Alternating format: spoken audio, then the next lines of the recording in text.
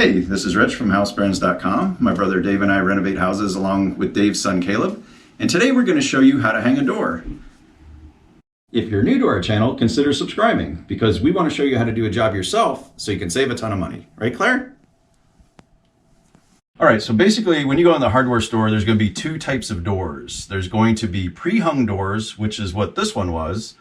And pre-hung means there's a door jamb, which is the frame of the door, and it goes, there's three parts to it. There's one here on this side, one on this side, and over the top. And so if you buy a pre-hung door, you're going to get those three parts, the whole door jamb, plus you're going to get the door itself, and it's going to have these hinges on it. And the hinges are going to already be attached to the frame. We made another video where we show you how we installed this pre-hung door.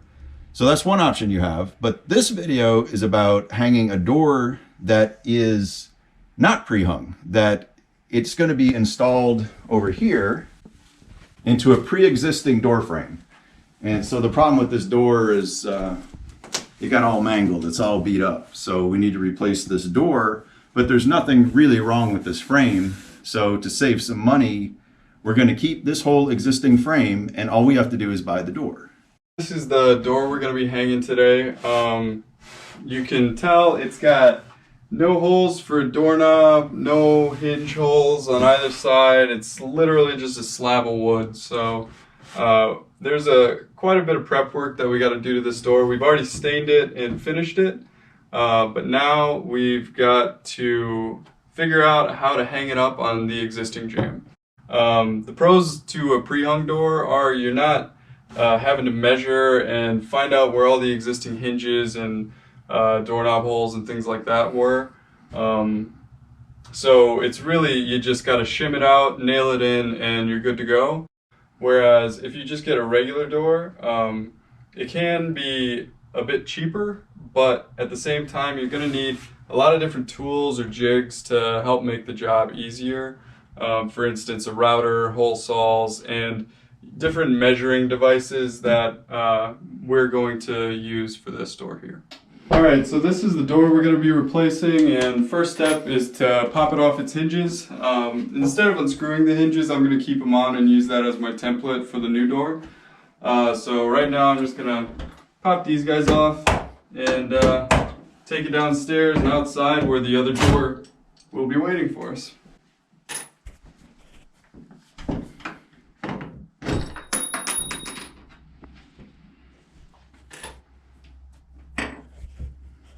Alright, so right here we have our old door.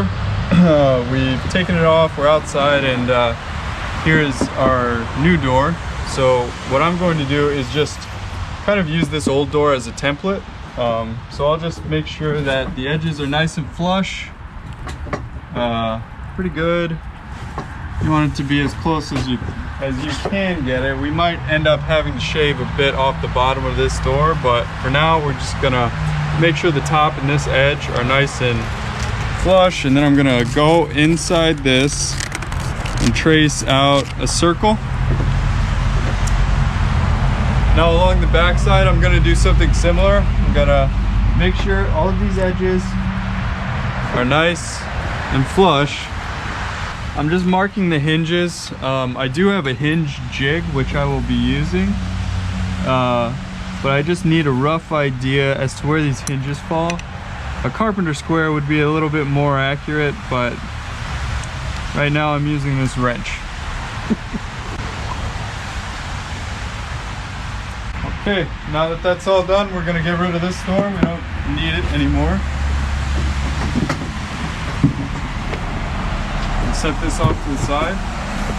And now, we're gonna use our handy Irwin doorknob jig. So this you can find at a hardware store, or if you want, we'll put an affiliate link in the description below.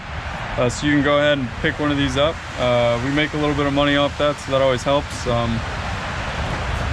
These things are really nice because you essentially they got two settings for 2 3/8 inches back set or 2 3/4. You can see you just move this yellow thing and you can set it up for whatever distance your doorknob is going to be. Ours, it looks like it's going to be 2 3/4. So we're going to set that back. And that lines up with our hole good. That just means that when we install the new doorknob, the mechanism will fit inside the holes that we're about to make. So here's the hole saw that we're going to be using. I believe it is 2 1/8 inches wide. It's just a drill bit with a big circular saw in the middle, and this will cut a perfect circle for us, which is what we're going to be needing for our doorknob.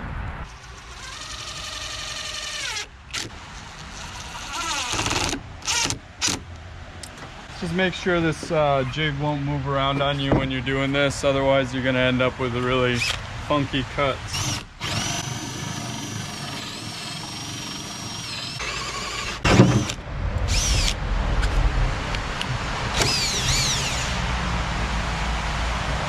So there we go. You can see it bored out that perfect circle, and now we're going to do this interior circle. But for that, we'll need a different hole saw.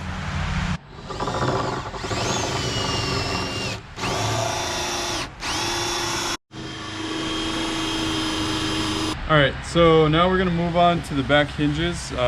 Right here is a little hinge jig. We're going to use this along with our router to get nice perfect hinge holes for this door. Now, since I've already measured where I want these hinges to be, it's really easy. All you got to do is basically just screw this down.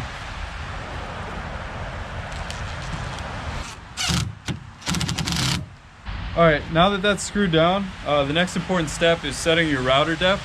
A good rule of thumb is to essentially take one of these old hinges off and then place it on top of your router jig. That way, when you're measuring the router depth, you know that as you adjust this bit, it is only going to cut into the wood about the depth of a hinge.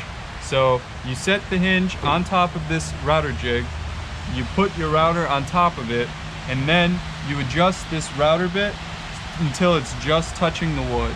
And then you tighten it down, then take the hinge away, and that way, when you go to make your cuts, it'll be a perfect hinge depth.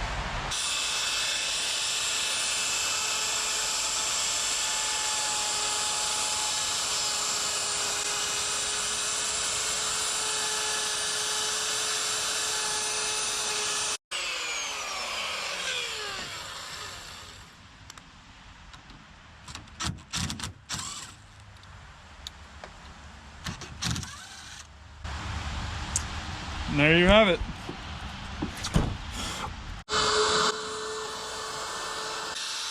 Now, if you don't have a router or one of these, you can always just chisel it out very, very slowly and carefully. But I would highly recommend, if you're doing a lot of these, to invest in a router and a jig.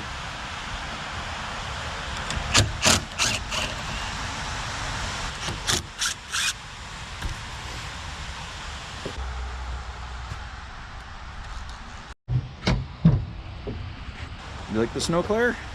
Yeah.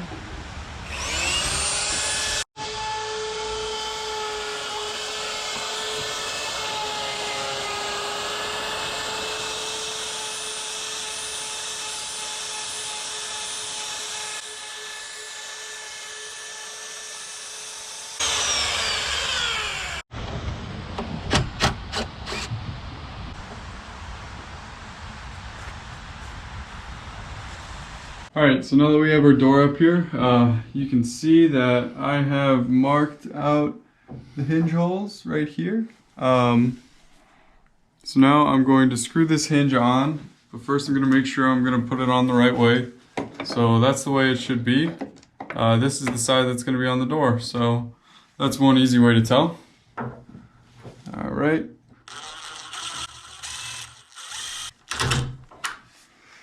Right, I like to keep them a little bit loose, at least until I get more of them in.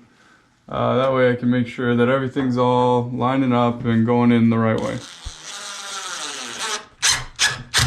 Alright, so while we were trying to hang this door, we noticed something a little bit unfortunate. As you can see, we got this in, and we had this second hinge almost lined up perfectly. We just needed to scoot this corner in. However, you can see we got a nice gap right here, but as you go over, this door is wedged up on the floor, so it doesn't really scoot over, and it's gonna provide us a lot of problems if we don't address it. So what we're gonna do is get a circular saw and cut about maybe at an angle about 1/4 of an inch off the bottom of this door, and then give it another shot.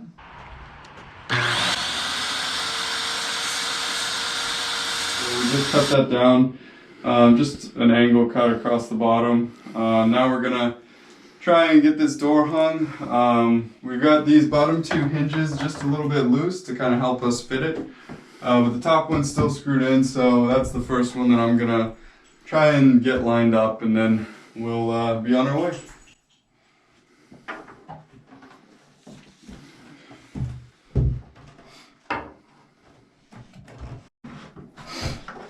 Alright, and it looks like it clears the tiles without any scraping. That's good.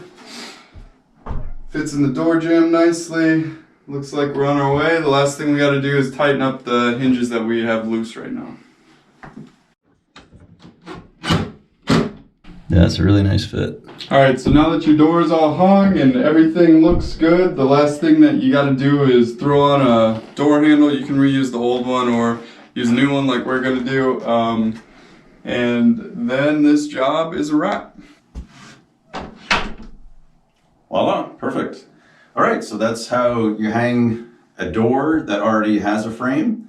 And hope this video helped. If you got anything out of it, if you could hit the like button, that helps out our channel. And also, if you haven't subscribed yet, please do, because we have a ton of home improvement videos on the way. Thanks much for viewing, and we'll see you in this video.